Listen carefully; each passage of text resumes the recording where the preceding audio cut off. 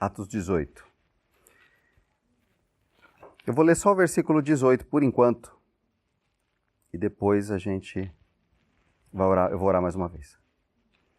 Paulo permaneceu em Corinto por algum tempo. Depois, despediu-se dos irmãos e navegou para a Síria, acompanhado de Priscila e Áquila. Antes de embarcar, rapou a cabeça em Cencreia devido a um voto que havia feito. Vamos orar. Senhor, nós te agradecemos pelo privilégio que o Senhor nos dá de ouvir a Tua palavra e conversar sobre ela.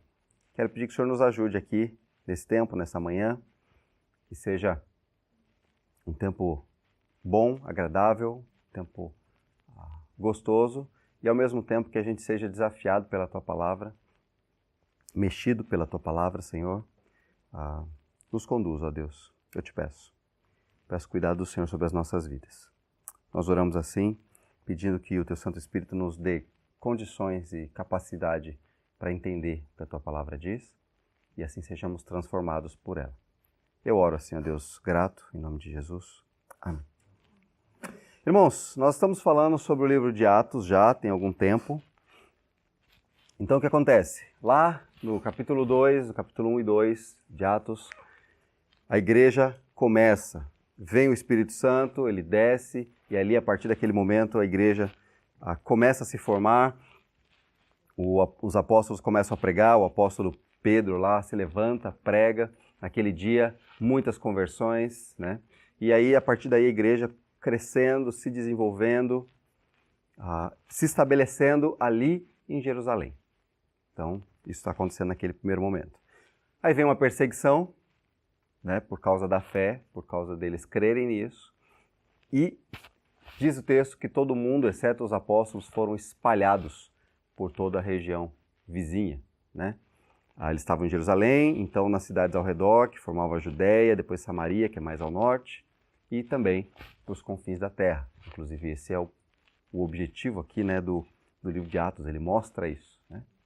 O Evangelho, as testemunhas do Senhor Jesus Cristo indo de Jerusalém, Judéia e Samaria até os confins da terra. Então a igreja ali em Jerusalém se forma, há essa perseguição e eles são espalhados. E por onde essas pessoas vão, elas pregam o Evangelho. Elas testemunham de Jesus Cristo. O resultado disso, um grupo chega até a cidade de Antioquia e eles geralmente pregavam primeiro ou só para os judeus, para quem era judeu, mesmo nessas cidades vizinhas. Só que esse grupo ele começou a pregar também, além de pregar para os judeus, eles começaram a pregar para aqueles gentios, aqueles que não são judeus, né? Talvez nós chamaríamos de pagãos, aqueles que não têm... eles acreditavam nos mitos que existiam ali, nas lendas locais, eles não... tinham milhares de deuses, acreditavam em tudo isso, e eles eram firmes nisso. Tá? Por que eu estou dizendo isso? Porque até então, como eu já disse outras vezes, até então eles pregavam para judeus ou pessoas que tinham ligação com o judaísmo. Ainda que não fossem judeus, eram pessoas que tinham se convertido ao judaísmo, que frequentavam, que estavam buscando alguma coisa assim, que tinham algum relacionamento. Mas agora, lá em Antioquia, não. Eles foram para um grupo completamente diferente. Tá? Um grupo que tinha suas próprias crenças lá e não eram ligados ao judaísmo. Então começa a primeira igreja ali em Antioquia, a igreja para não-judeus, né? Aberta para qualquer um. Então começa as pessoas se converterem ali.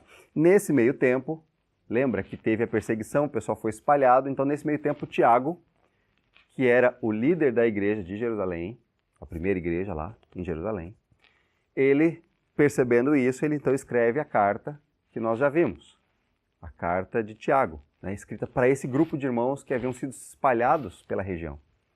Ele escreve com o objetivo de fortalecer os irmãos e dizer para os irmãos, olha, a fé que vocês têm seja prática. Né? Então ele vai falar como é que a sua fé afeta o domínio da sua língua, né? Como é que a sua fé te conduz mesmo no meio do sofrimento. Então ele vai desafiar, né, a viver pela fé, né, a ter uma vida transformada, viver diferente por causa da sua fé. Então ele incentiva aqueles irmãos ali espalhados ao redor, mesmo sofrendo perseguições e longe, talvez passando fome, dificuldade por causa disso. Né? Então Tiago escreve essa carta nesse período, a igreja começando ali, então, a crescer, esses irmãos espalhados. E aí, nesse tempo, então, a gente viu que o apóstolo Paulo, que não era Paulo antes, ele se converte, e aí ele passa por todo um processo de crescimento também ali. Mas, junto a ele, Paulo, Barnabé, Silas, Marcos, Timóteo, Lucas, entre outros, que aparecem no processo. E eles começam, então, a partir da igreja de Antioquia, pregar o evangelho para as regiões outras confins da terra, né? Para fora daquela regiãozinha ali. Então eles agora, a gente vai, depois eu vou mostrar de novo o mapa que a gente mostrou, que eu mostrei na semana retrasada, acho que foi, né? Eu vou dar uma passada no mapa rapidinho só para vocês lembrarem. Mas aí eles passam então pregando, fundando igrejas, fortalecendo as igrejas, tá bom? Ásia Menor, Macedônia, Grécia. Ele faz a primeira viagem, depois ele faz a segunda viagem, e na segunda viagem o apóstolo Paulo, então, ele escreve a carta aos Gálatas, que nós já vimos, né? O objetivo era fortalecer os irmãos ali da Galácia, lá daquela região, e desafiá-los a prestarem atenção, porque havia ensino errado entrando na igreja. Ensino vindo do judaísmo, e eles estavam cedendo a isso, retrocedendo, na verdade, voltando atrás. Então o apóstolo Paulo escreve essa carta àqueles irmãos da Galácia, aos Gálatas, e cobra deles, olha, presta atenção no que vocês estão fazendo.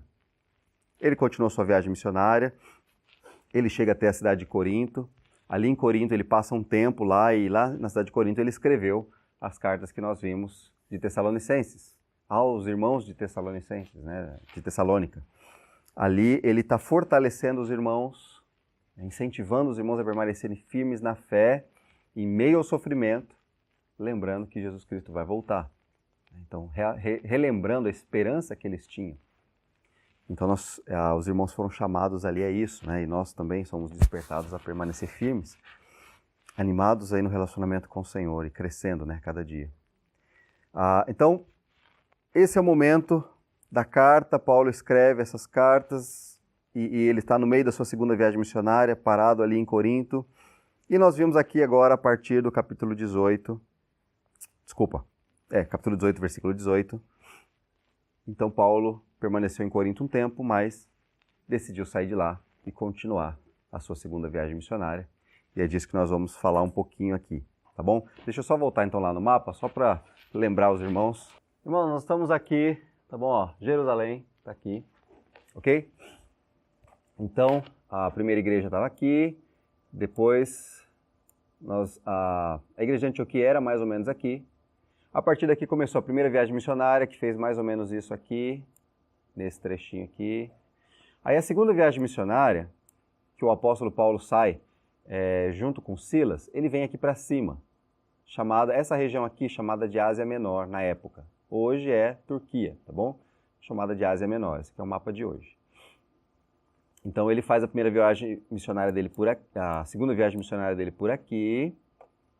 Ele chega mais ou menos aqui, e aí ele passa para Macedônia, que é essa região aqui, que hoje é conhecida como Grécia ou sul da Europa aqui, tá?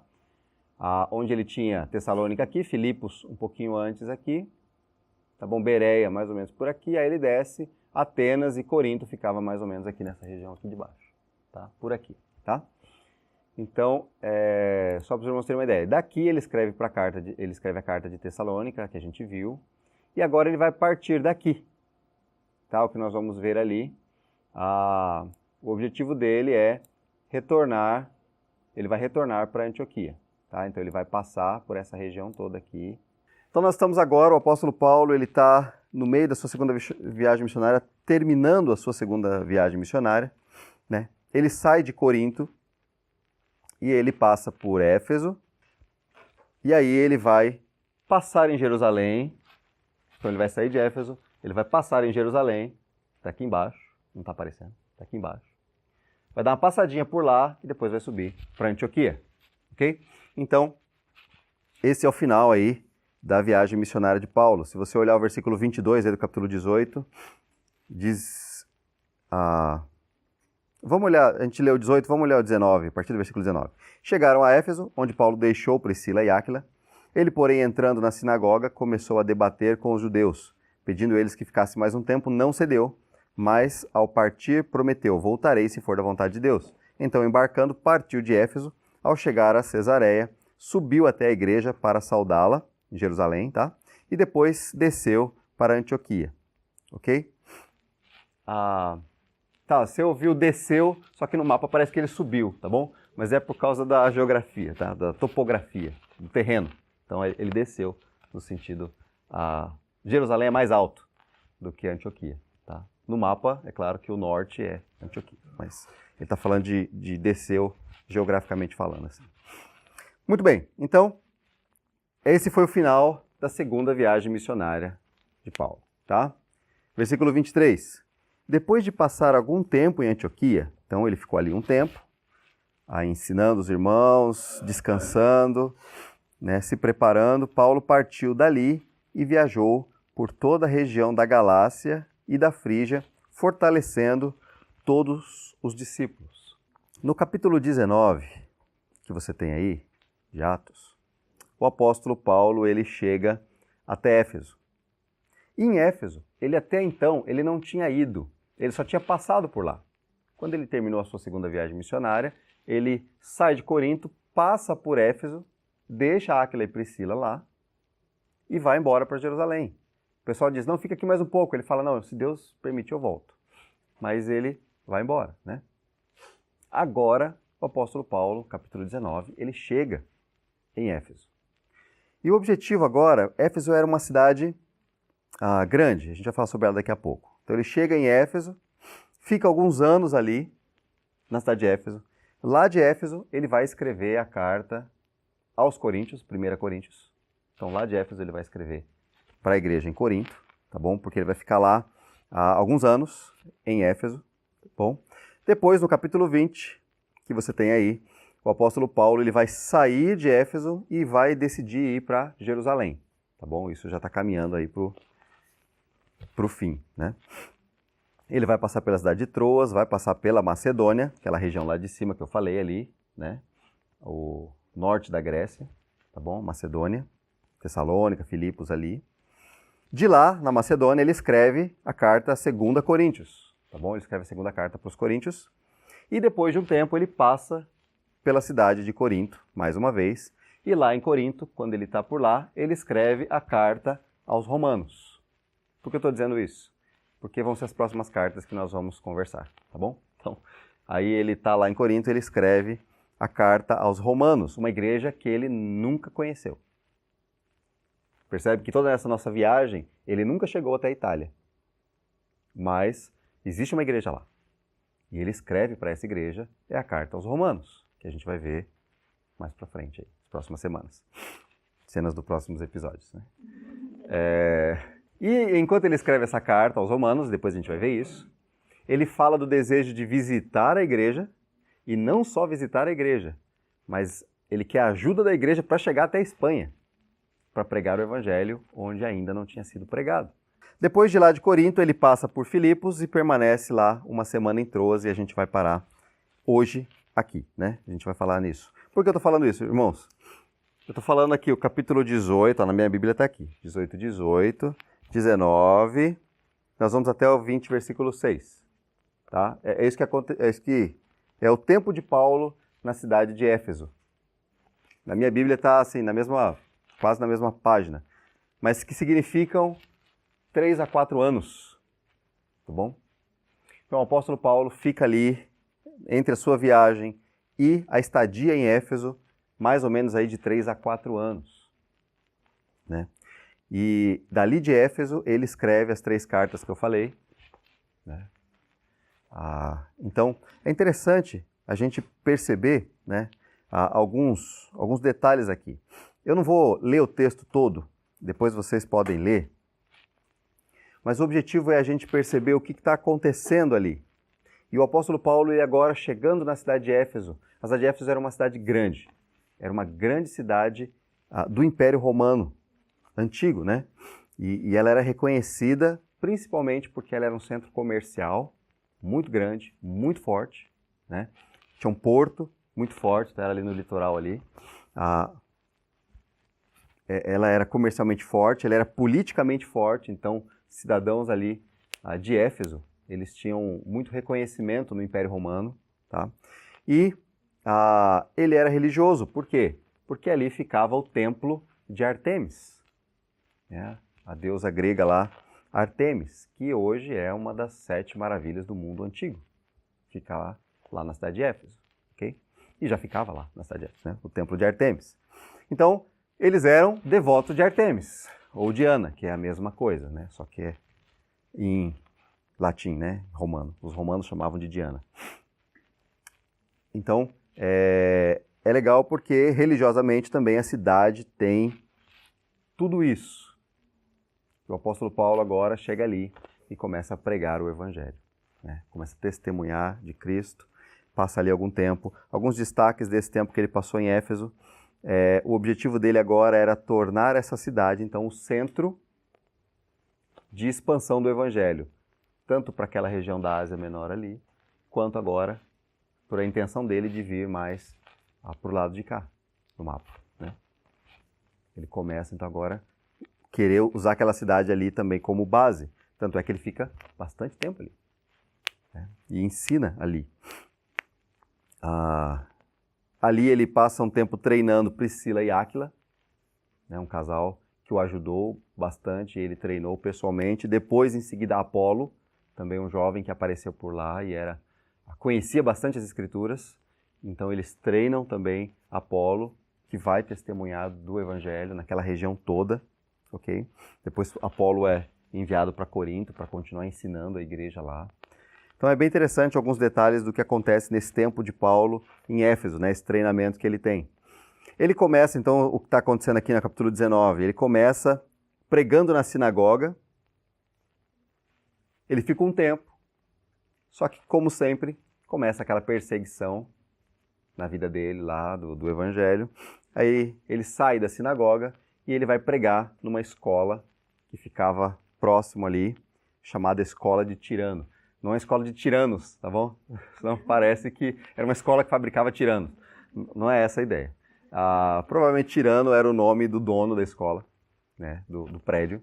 O que diz a lenda, o que diz a história, é que essa escola, provavelmente Tirano, ele tinha uma escola, um prédio, que ele dava aula no período fresco do dia, né? E no período que era mais quente do dia, que quase ninguém usava, ele emprestava para Paulo, que era aí mais ou menos de 11 até as 4 da tarde.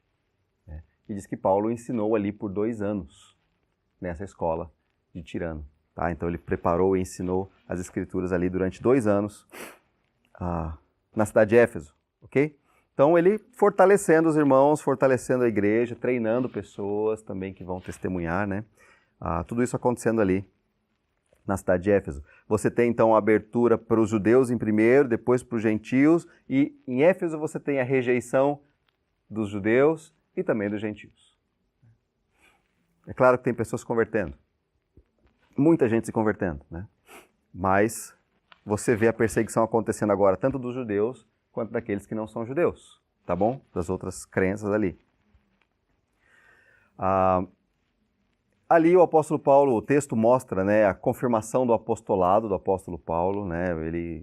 Muitos milagres acontecem, ele cura muita gente, milagres acontecendo através da vida dele, né? Aquilo era a confirmação do apostolado dele.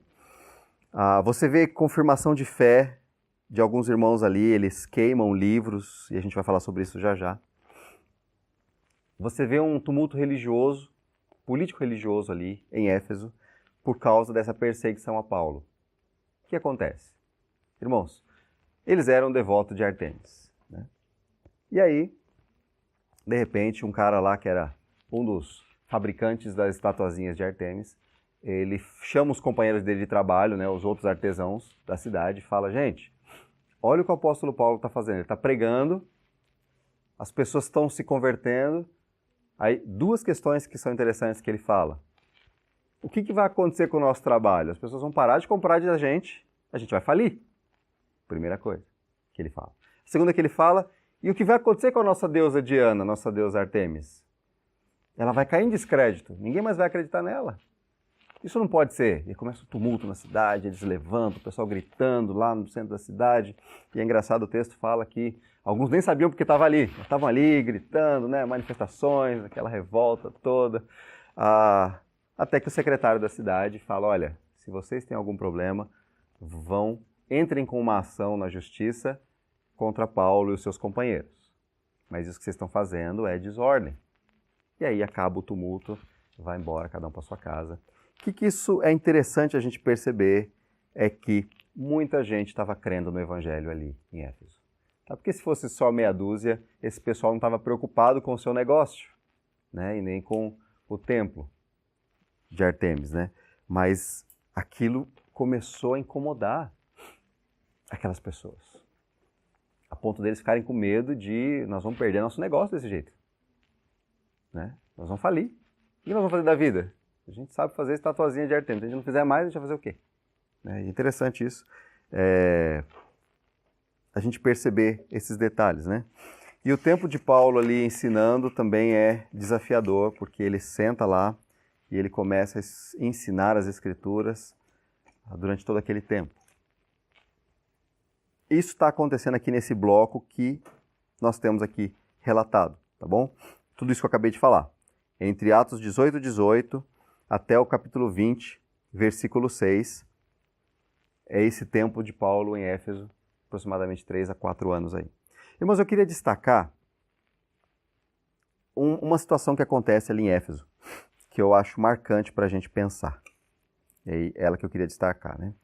Eu falei do tumulto, falei das conversões, o que estava acontecendo, mas eu queria destacar uma parte para a gente tirar algumas lições pessoais aí para nós. Está no capítulo 19, versículos 18 até 20. Acompanha a leitura aí. São 3 versículos só. 19, versículos 18 a 20. Diz assim, ó. Muitos dos que creram vinham e confessavam e declaravam abertamente suas más obras. Grande número dos que tinham praticado ocultismo reuniram seus livros e os queimaram publicamente. Calculando o valor total, este chegou a 50.000 dracmas. Dessa maneira, a palavra do Senhor muito se difundia e se fortalecia. Isso aconteceu na cidade de Éfeso. E eu queria destacar com vocês algo que Lucas coloca. Ele coloca esse trecho curto, mas é um detalhe visível, né? O testemunho que estava acontecendo ali de Jesus Cristo. Pessoas estavam crendo e sendo realmente transformadas. Isso estava sendo visível ali. E aí eu queria ver um pouquinho sobre a fé desses irmãos aqui nesses 3 versículos. O que a fé deles, como funcionou a fé deles, como moveu a vida deles, a fé que eles tinham. Né? E é interessante a gente olhar para isso. Uma das primeiras coisas que eu queria ver é, eles creram, versículo 18. Muitos dos que creram vinham e confessavam e declaravam abertamente suas más obras. Irmãos, eles creram em Jesus Cristo, eles se arrependeram dos seus pecados, eles confessavam os seus pecados, eles reconheceram os seus pecados, eles reconheceram que a atitude deles, a vida deles, o pensamento deles, estava completamente longe do Senhor. Eles realmente creram em Cristo. Eles entenderam o que era o Evangelho de Jesus Cristo, pelo que Jesus morreu na vida deles. E eles tiveram uma consciência tão grande de quão longe eles estavam de Deus, né, que eles se achegam a Jesus Cristo. E aí eles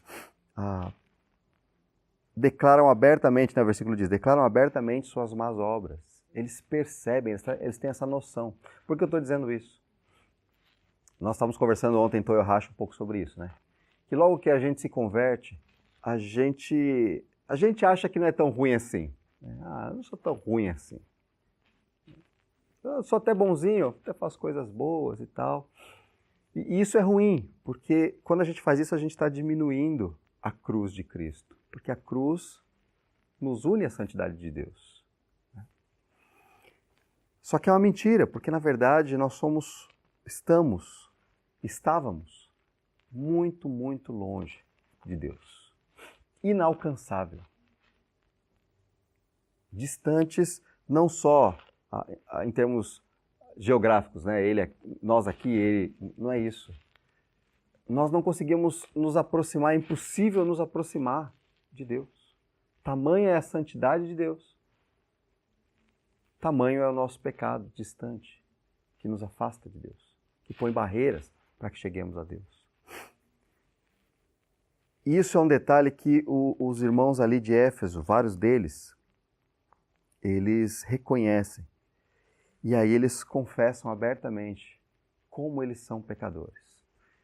Eles têm um reconhecimento visível da maldade, da distância, de como eles não conseguiriam se aproximar de Deus. E aí eu queria que você pensasse um pouquinho como é que a sua fé, ela afeta, ela transforma, né? O modo como você trabalha, o motivo pelo que você trabalha, os relacionamentos que nós temos, né? Como nós lidamos com isso, as atitudes que nós temos, as decisões que nós tomamos.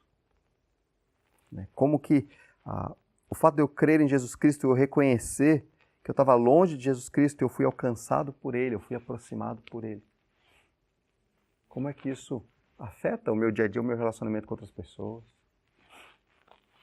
Né? Como que eu lido com isso? Como eu lido com o meu orgulho, achando que eu sou muito bom, ou a minha disposição, o meu egoísmo, né? A minha disposição de, em vez de dar e repartir, mas eu querer tudo para mim mesmo. Como é que o Evangelho, a fé que você entendeu e creu, como isso está mexendo? Aqueles irmãos creram.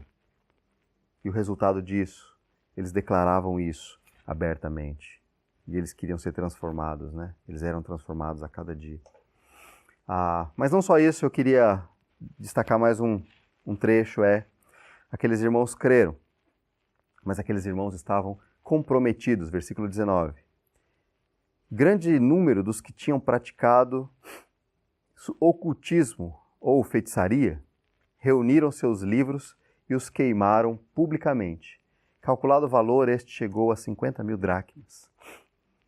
Irmãos, aqueles irmãos ali, eles creram em Jesus Cristo, reconheceram a maldade do seu coração. E é interessante, eles demonstram o erro. Eles demonstram que aquilo era errado, o modo como eles viviam. Eles mostram para os outros que aquilo era errado. Eles podiam pegar os livros e vender, né? Eles tinham sido envolvidos com um tipo de feitiçaria, de ocultismo, e usavam livros, tipo livros mágicos, né? Livros com coisas relacionadas a isso. Eles podiam vender, eles podiam dar para alguém, não vou usar mais, não vou dar para o meu vizinho. Mas eles quiseram demonstrar publicamente que aquilo ali estava errado. Eu não vou dar para ninguém isso. E não só estava errado, mas não tem volta. Eu não quero ter a tentação de voltar a isso aqui. Isso aqui está errado. Então eles vão ali em praça pública e queimam seus livros. Eles têm uma disposição de honrar ao Senhor com a sua vida agora. Compromisso. Está sendo transformado a cada dia. Uma mudança de vida, né? Esse era um compromisso deles. Eu acho interessante que Lucas, ele decide colocar o valor que calculado dava 50.000 dracmas. Né? É só um detalhe, na verdade não é tão importante assim. Mas esse detalhe ele fala um pouco sobre a disposição dos irmãos ali. Porque 50.000 dracmas era dinheiro pra caramba. É isso que ele está dizendo. Né? A gente não sabe exatamente o que significava essas 50.000 dracmas, ou talvez alguma versão diga moedas de prata, mas tem uma outra versão que diz... Alguém tem aí? Uma palavra diferente para dracma ou moeda de prata? Denário. Essa era a palavra que eu estava usando. Procurando. Denário. Todos eles, a ideia é uma moeda de prata. E essa moeda de prata significava um dia de trabalho de um trabalhador braçal. Um dia de trabalho, tá bom? Então significa que 50.000 dracmas seriam 50.000 dias de trabalho de um trabalhador? São 136 anos, né? Mais ou menos. Tá bom? Então, 2 pessoas poderiam ficar sem trabalhar pro resto da vida, vamos colocar assim, né? Mas você poderia... Eu achei legal fazer umas contas aqui só para ter uma noção, né? Você poderia contratar 50 mil trabalhadores para trabalhar um dia para você. 50 mil, gente. É gente pra caramba. É muita gente. 50 mil pessoas trabalhando para você. Ou... Oi. Então. E não só isso, mas eu achei interessante mudar um pouquinho. Sabe o que dava para fazer? Dava para contratar 136 pessoas para trabalhar por um ano, ganhando mais ou menos 250 mil ienes por mês. Mais ou menos. Então eu conseguiria contratar 136 pessoas, pagando 250 mil por mês, durante um ano. Interessante, né? Bastante dinheiro. Mais ou menos 400 milhões de ienes. Mais ou menos, tá? Não dá para saber o valor exato, mas estamos falando aí mais ou menos isso. Lucas ele coloca aqui como um detalhe, mas ele estava dizendo, aqueles irmãos, eles assumiram o prejuízo de queimar aqueles livros que eram caros. E eles juntando tudo ali e tacando fogo, eles queimaram ali 50 mil dracmas. O valor estipulado. Então agora a gente entende o que ele está dizendo, né? Aqueles irmãos que creram no Senhor Jesus Cristo, eles assumiram um compromisso com Deus, de transformação, de mudança de vida, de não voltar mais para essas práticas. Nós não queremos isso. E isso está tão errado que a gente toma um prejuízo. Eu falei, você não vai vender o livro? Né? Podia, né, voltar um dinheirinho e tal, né? Mas, não, a gente não quer ter a tentação nem de voltar a isso, mas a gente considera que isso está errado. Esse é um desafio aí, um compromisso daqueles irmãos ali. E aí eu queria que você pensasse um pouquinho, então, no seu compromisso com Cristo, no meu compromisso com Cristo. Será que o meu compromisso com Cristo, sei lá, de leitura da Bíblia, de estudo da Bíblia, de oração, de relacionamento com os irmãos, de servir a igreja, de servir os irmãos, de estar junto, de participar dos relacionamentos, de crescermos juntos, será que isso são compromissos que eu tenho assumido mesmo, para valer?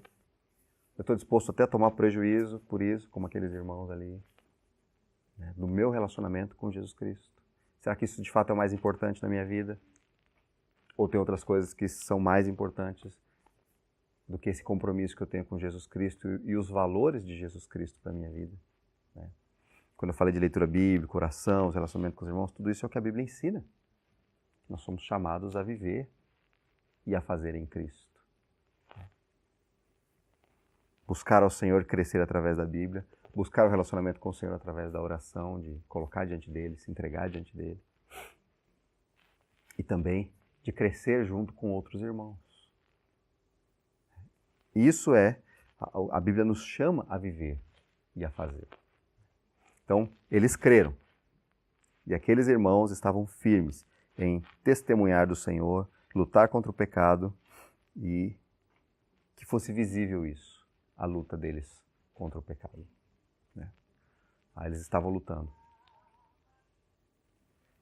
E não só lutando contra o pecado na vida, mas compartilhando, versículo 20. Desta maneira, a palavra do Senhor muito se difundia e se fortalecia. Gente, o evangelho não estava crescendo, não estavam pessoas crendo lá na cidade de Éfeso tanto, só porque Paulo estava lá pregando. Então Lucas também está mostrando isso. O apóstolo Paulo estava lá fortalecendo a quem queria, ensinando as Escrituras, mostrando acerca de Jesus Cristo para quem quisesse. Ele ficou lá durante 2 anos inteiros ensinando ali na escola. Mas a questão não era só essa. Ele está dizendo que a fé dos irmãos era visível e por causa disso a palavra do Senhor crescia, se difundia, pessoas estavam crendo por causa do testemunho dos irmãos, por causa da fé, da transformação daqueles irmãos.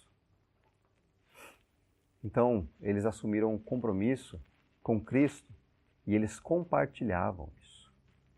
Como aqueles que foram perseguidos, lembra? Aqueles que saíram de Jerusalém perseguidos, eles foram perseguidos, e aí o texto diz, lá em Atos 8, diz que por onde iam, testemunhavam do Evangelho. Eles saíram obrigados, perseguidos, mas por onde eles passavam, eles testemunhavam, eles viviam e pregavam o Evangelho. Da mesma forma que a gente vê aqueles irmãos de Éfeso creram no Senhor Jesus Cristo, estavam comprometidos com Cristo, e a vida deles anunciava essa transformação e o amor de Jesus Cristo, né? Eles mostravam valores conforme a palavra de Deus, pregando também a transformação. E aí pessoas estavam não só sendo salvas, mas muitos estavam sendo fortalecidos na fé. Uns dos outros. Isso é igreja. A gente tem mania de pensar também, pastor é igreja, pastor fortalece, mas a igreja não é isso. O pastor está ali para ensinar, mas a igreja se fortalece, a gente caminha junto no relacionamento, um ajudando o outro a crescer no relacionamento, né, com Cristo, nas transformações, a perceber os nossos erros e um ajudando o outro a corrigir, a lutar contra, né, sendo instrumentos de Deus uns na vida dos outros. Esse é o propósito da igreja. Não é só reunir domingo. Isso é bom, necessário, mas não é só isso, né? Tem a ver com o relacionamento entre nós. E sabe o que é difícil? Porque nós temos valores diferentes, gostos diferentes, culturas diferentes, somos criados de forma diferente, aqui mesmo, nesse grupo que não é tão grande. Mas a Bíblia diz que, crendo em Cristo, nós fomos unidos numa só família. Já não tem grego, nem bárbaro, nem judeu. Entende? Não tem essas diferenças. Isso é menor. Hoje nós temos a Cristo que nos une. E isso tem que nos ajudar a crescer no relacionamento uns com os outros e com Cristo. O desafio para nós também é pensarmos na nossa vida, os nossos valores. Será que os nossos valores e atitudes têm demonstrado valores e atitudes cristãs? Aquilo que o Senhor se importa. Aquilo que é importante para o Senhor, será que é aquilo que é importante para nós? Será que a nossa vida tem mostrado isso? Eu estou indo além de falar do Evangelho. Porque às vezes a gente fica com aquela culpa de que, tipo... Eu lembro, muitas vezes no passado, eu entrava no ônibus, eu era jovem, eu entrava no ônibus e todo mundo dizia assim, você precisa pregar o Evangelho a todo tempo. E eu sentado ali no ônibus, do lado tinha alguém que eu não sei quem era, e eu ficava aquela luta no meu coração, eu preciso falar com essa pessoa de Jesus, eu preciso falar com essa pessoa de Jesus. E eu passava a viagem inteira me sentindo culpado, porque eu não conseguia nem falar boa tarde para a pessoa que estava do meu lado.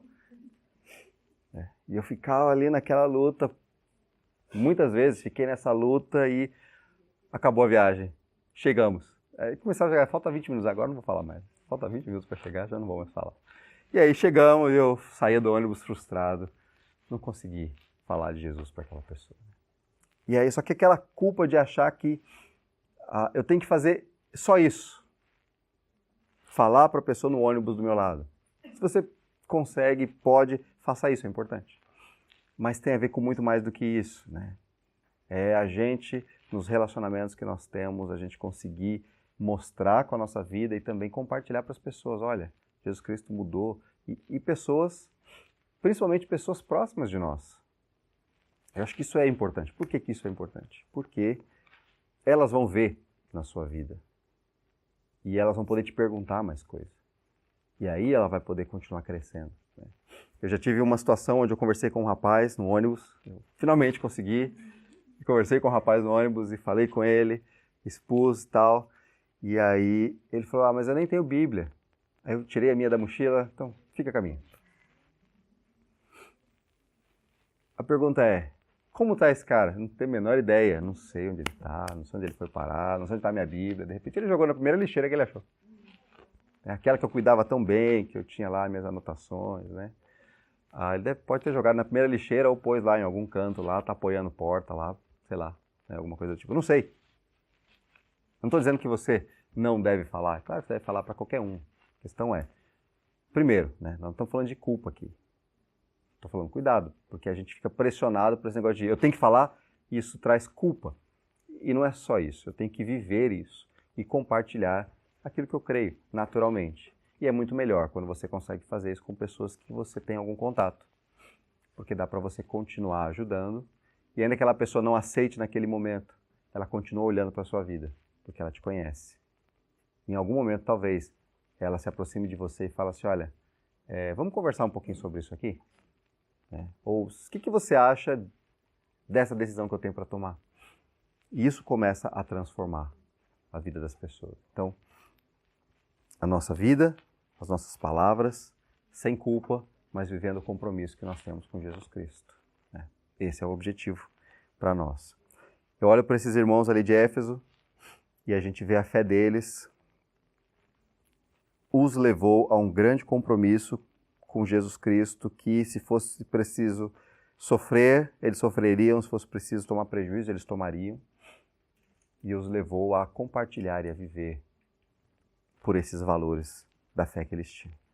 Irmãos, é um desafio para mim, tá bom? E eu acredito que para nós pensarmos um pouquinho sobre a nossa fé, como o Evangelho nos alcançou e nos transformou. Hoje, pelo fato da gente não ter perseguição direta, pelo fato de ser tudo simples, eu posso dizer que sou cristão e segue a vida. Isso parece que torna os cristãos muito mais sem foco, ou muita gente que, na verdade, acha que é cristão, se denomina cristão, mas, na verdade, não tem compromisso nenhum com Jesus. Então, hoje são tempos difíceis, porque, teoricamente, é fácil ser cristão hoje, teoricamente. A gente não vai ser imediatamente preso. Então, para a gente é tranquilo, a gente vai para o trabalho, a gente conversa com as pessoas, a gente se relaciona com as pessoas. A gente diz para as pessoas, estou indo para o culto, a gente aluga uma sala aqui, entendeu? A gente é tranquilo, a gente acaba vivendo isso com bastante tranquilidade. Só que, por mais que seja assim, o desafio para nós é vivemos de forma transformada. Mesmo que a gente não tenha que pagar um preço tão caro quanto a prisão, mas que as nossas decisões estejam representando e demonstrando essa fé que nós temos.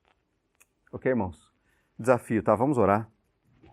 Senhor, nós te agradecemos, é um privilégio poder abrir a tua palavra e ver o testemunho de pessoas e de irmãos que, depois de tantos anos, hoje nós podemos ler esses 3 versículos e aquela fé daqueles irmãos animar o nosso coração, ou mexer com o nosso coração, ou o Senhor usar a vida deles, há tantos anos atrás, para exortar a nossa fé hoje. Muito obrigado porque o Senhor nos ama a ponto de fazer isso, mas ao mesmo tempo nós te louvamos porque somos chamados à atenção, porque o Senhor se importa conosco. E nós pedimos que nos ajude, porque nós ainda vivemos longe, muito longe, com os nossos valores, desse relacionamento tão dedicado e próximo com o Senhor. Peço que o Senhor nos ajude, ó Deus, a viver cada dia, lembrando da fé que nós temos no Senhor. Que essa semana sirva para a gente reavaliar muito da nossa fé no Senhor Jesus Cristo, essa semana que relembra, o teu sacrifício, a tua entrega, a morte do Senhor Jesus Cristo ali na cruz por nós, a ressurreição do Senhor por nós também. Então nos ajuda a reavaliar as nossas decisões, nossos valores. Eu oro assim, ó Deus, eu peço a tua direção, eu oro em nome de Jesus. Amém.